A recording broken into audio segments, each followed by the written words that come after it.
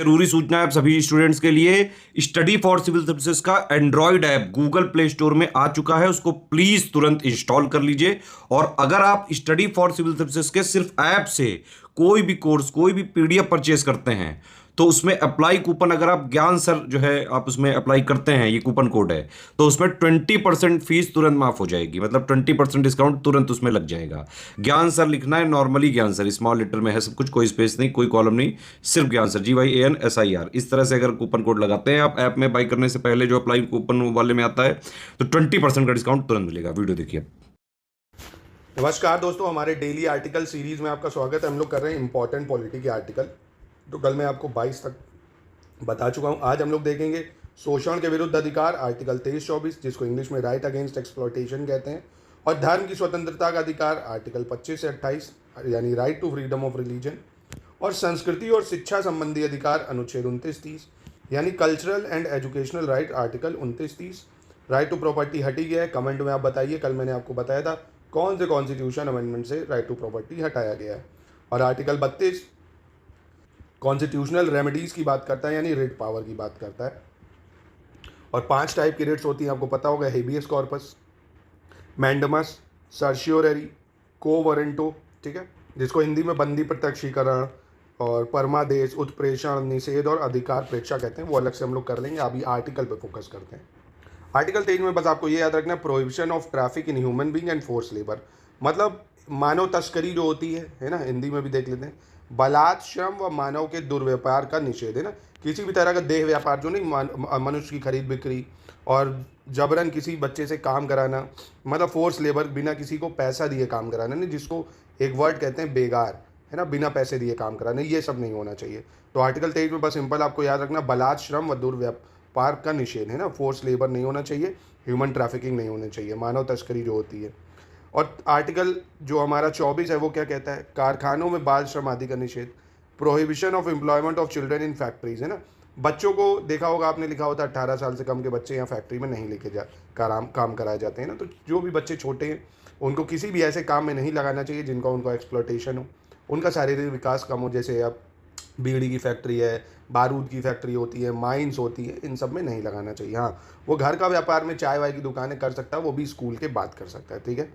Article 25 freedom of conscience, free profession, practice, propagation of religion, Hindi में देखें अगर तो अंतःकरण की और धर्म के आबाद रूप से मानने, आचरण और प्रचार करने की स्वतंत्रता। तो आप देखते हो, आप फ्री हो, आप कहीं भी अपने धर्म का प्रचार कर सकते हो, कुछ भी पहन सकते हो। अब देखो ना, बुर्का लोग पहनते हैं, है ना, स्कूल में पहनते हैं, तो प्रचार कर सकते हो, या आपकी पर्सनल कंसाइंस, आप भगवान से कैसा रिलेशन रखते हो, तो ये सब आर्टिकल 25 में आता है, ठीक है। आर्टिकल 26 धार्मिक कार्यों के प्रबंध करने की स्वतंत्रता है, freedom to manage religious affairs. अब देखो कहाँ से कांवड़ यात्रा निकालनी है, कहाँ से आपको मुस्लिमों की जो क्या निकलती ताजिया निकालनी है, क्रिश्चियनों का जो भी निकालना है, ये सब के लिए आप स्वतंत्र हैं। धार्मिक चीज़ों को मैनेज करने के लिए हमारे पास पूरी राइट्स होती है। आर्टिकल 26 क्या कहता है, article 26 right to manage religious affairs, या धार्मिक कार्यों की प्रबंध की स्वतंत्रता। और वहीं 25 कहता है अंतःकरण की, धर्म के आबाद रूप से मानने, आचरण और प्रचार करने की स्वतंत्रता, ठीक है। इंग्लिश में कहें तो freedom of conscience, free profession, practice and propagation of religion, ठीक है।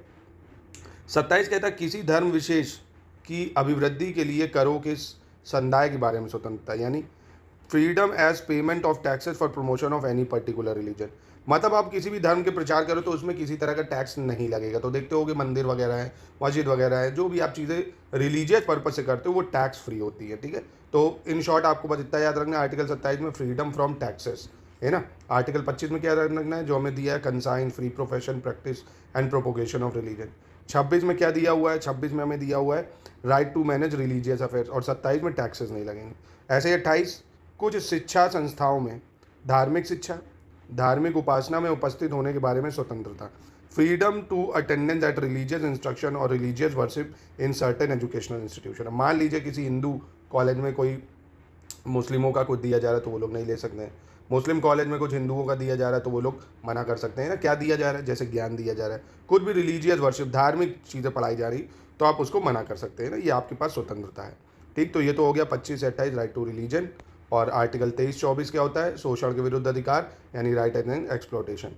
आर्टिकल 29-30 राइट ऑफ माइनॉरिटीज़ की बात करता है, अल्पसंख्यकों को जो मिलती है, अल्पसंख्यकों की भाषा, लिपि और संस्कृति की सुरक्षा, यानी protection of interest of minorities. अब यहाँ माइनॉरिटीज़ में कौन आ गया, हिंदू, मुस्लिम, सिख, ये सब आएंगे, सॉरी हिंदू कह रहा हूँ मैं, मुस्लिम है, सिख है, ये सब आएंगे ना, जो भी माइनॉरिटीज़ में हो जाएंगे, उनकी भाषा चाहे हो, चाहे लिपि और संस्कृति, उसकी सुरक्षा। आर्टिकल 23 बहुत ही ज़्यादा शानदार आर्टिकल है और बहुत कंट्रोवर्शियल भी है। शिक्षा संस्थाओं की स्थापना और प्रशासन करने का अल्पसंख्यक वर्गों का अधिकार, मतलब right of minority to establish and administer educational institution.